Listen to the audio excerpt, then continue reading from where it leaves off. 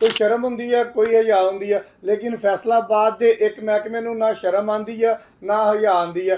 महकमा माहौलियात फैसलाबाद इस वास्ते बनाया सीगा कि माहौलियात के उत्ते काबू पाएगा, जिहड़ी आलूदगी होएगी उत्ते काबू पाएगा, जिहड़ा कोई वाधा घाटा करेगा उन्होंने जाके जुर्माना करेगा। लेकिन कमाल जाइए जनाबे अली डिप्टी डायरैक्टर साहब दे, जिन्हें जनाबे अली अपनी अदालत ला के ते आप ही इंसाफ देना शुरू करता। यानी कि इधरली साइड ते बहिंदा सीगा ते जज हुंदा सी, इधरली साइड ते बहिंदा सी मुलजम हुंदा सी। यानी कि अपनियां रसीदां, अपना जुर्माना ते अपनी जेब।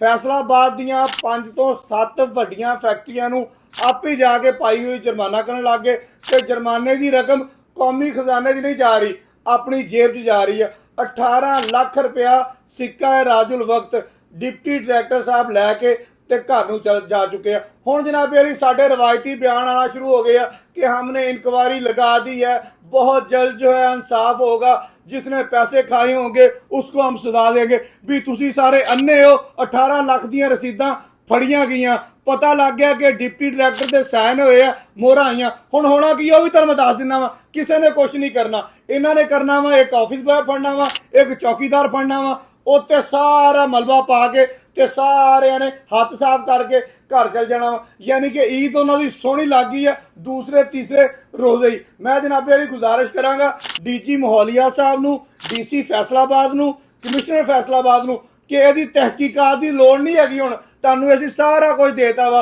इन्हां नूं तुन के सजा दिओ ताकि साडे फैसलाबाद दे विच जिहड़ी माहौलियाती आलूदगी फैलदी पई है इस विच कमी आ सके। ये सारियां फैक्ट्रियां जनाबे अली जिथे इन्होंने 10 लीटर पानी गंदा रोड़ना होंदा उत्थे 100 लीटर रोड़ी जाते हैं, पैसे दिंदे आ, जेब पाते हैं, घर चल जाते हैं। बहुत शुक्रिया।